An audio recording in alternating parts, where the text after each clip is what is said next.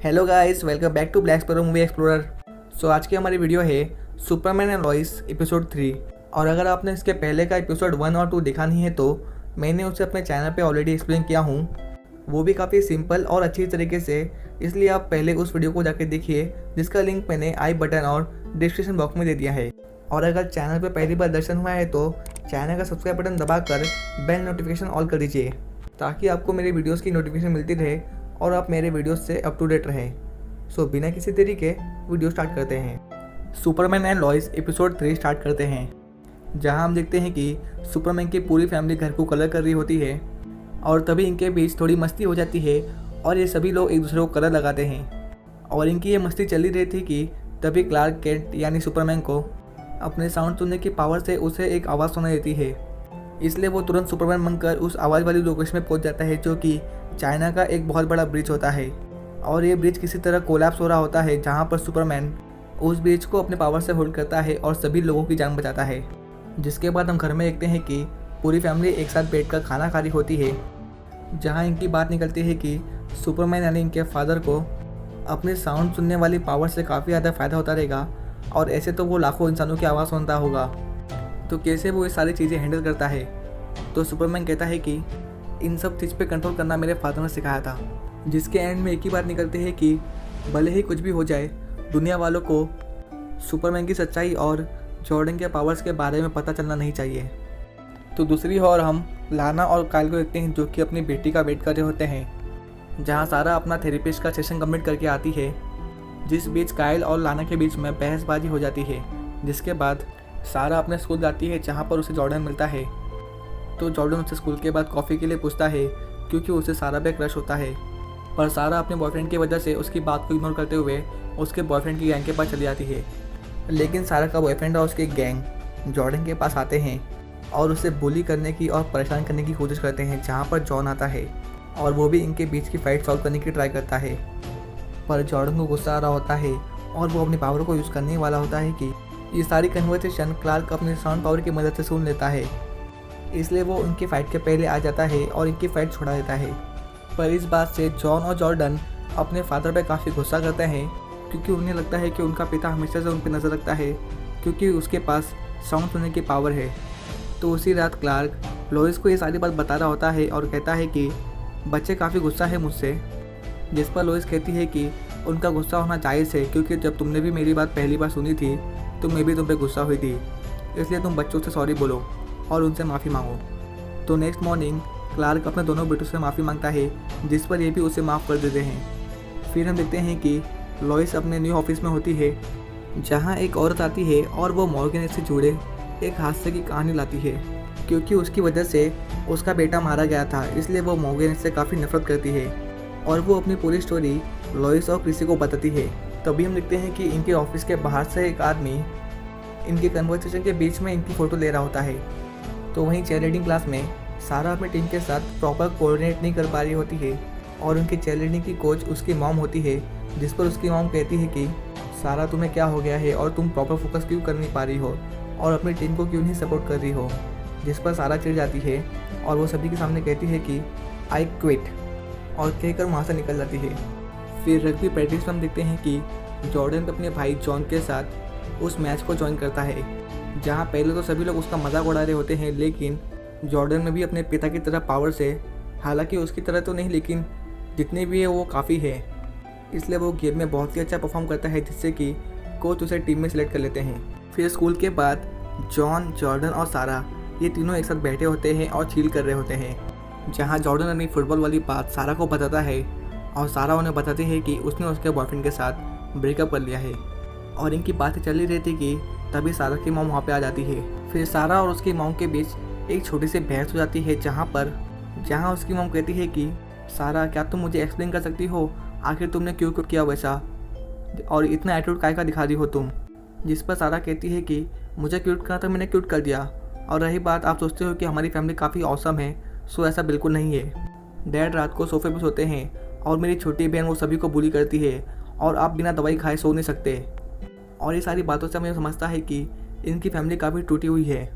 जिसके बाद सारा और उसकी मॉम वहाँ से चले आते हैं और वहाँ पर तभी क्लार्क आता है और अपने दोनों बेटों के साथ लंच करता है, जहाँ पे वो पूछता है कि आज कुछ हुआ स्कूल में, जिस पर जॉर्डन अपनी फुटबॉल वाली बात छुपाता है और जॉन की तारीफ करता है।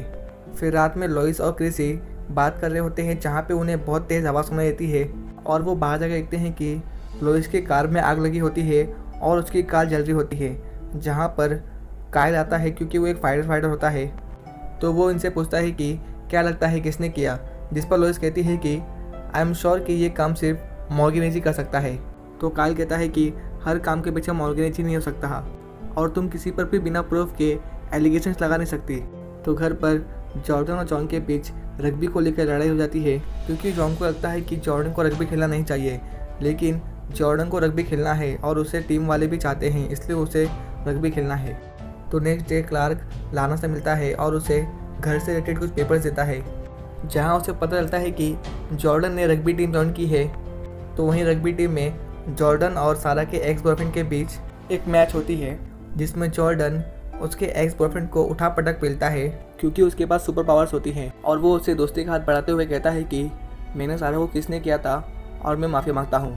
और यहाँ पे सारा का एक्स बॉयफ्रेंड भी जॉर्डन को एक्सेप्ट कर लेता है। तो रात में घर पर क्लार्क और लॉइस जॉर्डन पे गुस्सा करते हुए कहते हैं कि तुम्हें क्या ज़रूरत थी रग्बी टीम को ज्वाइन करने की, तुम्हें पता है इससे तुम्हारी पावर्स भी बाहर आ सकती हैं। जिस पर जॉर्डन रोते हुए कहता है कि मेरे पावर्स का फ़ायदा ही क्या जब मैं उसे यूज़ नहीं कर सकता, और कभी तो मुझे मेरी ज़िंदगी जीने दो। और ये कहकर वो अपने रूम में चले जाता है। जिसके बाद क्लार्क अपने बार में खड़ा होता है, जहाँ पर लॉइस आती है और वो उसे कहती है कि उसे अभी काम से बाहर जाना है क्योंकि मॉर्गन के कुछ एम्प्लॉयज़ मिसिंग हो रहे हैं। फिर जॉन क्लार्क के पास आता है और वो अपने भाई की स्टैंड लेते हुए कहता है कि डैड, मुझे लगता है कि हमें जॉर्डन को रग्बी टीम में खेलने देना चाहिए, क्योंकि वो हमेशा से अकेला रहने वाला लड़का था, लेकिन अभी इस मैच की वजह से, इस गेम की वजह से उसकी ज़िंदगी में कुछ फ्रेंड्स आए हैं और कुछ खुशियाँ आई हैं। तो दूसरी ओर लॉइस उस औरत के घर पहुंचती है जो कि अपने बेटे की मौत की वजह से मॉर्गन इसकी स्टोरी लेकर आई थी, और इस औरत का नाम होता है शैरन। और वो देखती है कि इस औरत के घर में सब कुछ चीज़ टूटी फूटी थी, और हम उसी आदमी को देखते हैं जो कि इनकी फ़ोटो ले रहा होता है, जहाँ पे ये स्ट्रेंजर आदमी लॉइस को मारने की कोशिश करता है। और हमें पता चलता है कि ये आदमी कोई नॉर्मल इंसान नहीं है, बल्कि इसके पास भी कुछ सुपर पावर्स हैं। इसलिए लॉइस उसे बचते हुए सुपरमैन को बुलाती है, और यहाँ स्लो मोशन के साथ सुपरमैन की एंट्री होती है और एकदम फाड़ू एंट्री होती है।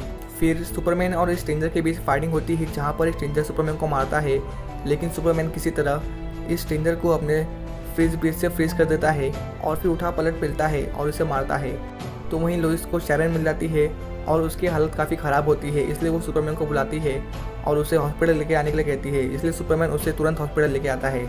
फिर लाना अपनी बेटी सारा के पास बैठती है और उससे बात करना शुरू करती है, जहाँ पर ये दोनों माँ बेटी अपने दिल के दिले शिकवे एक दूसरे को शेयर करते हैं। जहाँ सारा कहती है कि मैं अपनी फैमिली को टूटता हुआ देखकर दुखी हूँ और मुझे ये लाइफ भी पसंद नहीं है।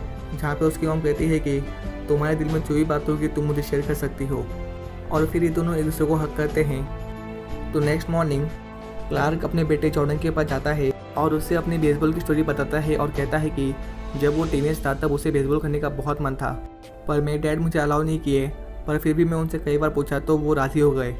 जिस पर उन्होंने मुझे ट्रेनिंग दी अपने पावर्स पे कंट्रोल रखने की और एक नॉर्मल बच्चे की तरह बेसबॉल खेलने की। और अगर तुम्हारा मोटिव भी सिर्फ रग्बी खेलने का है तो मैं भी तुम्हें तुम्हारे पावर्स पे कंट्रोल करने का सिखाऊंगा और तुम्हें ट्रेनिंग दूंगा।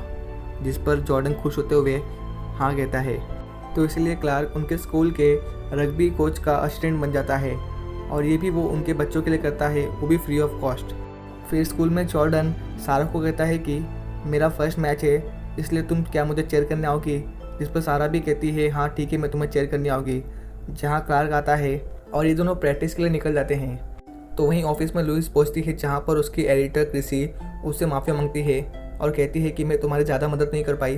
पर लुइस कहती है इट्स ओके। जिसके बाद ये दोनों इस अनजान आदमी के सुपर पावर्स के केस के ऊपर और मॉर्गन एज के तहकीकात करने के लिए डीप रिसर्च की प्लानिंग करते हैं। जिसके बाद एंड सीन में हम देखते हैं कि शहर के बाहर एक गाड़ी में वही अनजान स्ट्रेंजर बैठा होता है और वो कॉल पे किसी से तो बात कर रहा होता है, जहाँ एक खूबसूरत लेडी आती है और वो अपनी आंखों से लेज़र बीम निकालती है और इस अनजान आदमी को मार डालती है। और इस सस्पेंस के साथ कि आखिर ये लेडी कौन है और इसने इस आदमी को क्यों मारा, एपिसोड 3 ख़त्म होता है। So please friends and guys, video कैसी लगी कमेंट में ज़रूर बताना और वीडियो को लाइक और चैनल को सब्सक्राइब कर देना। धन्यवाद।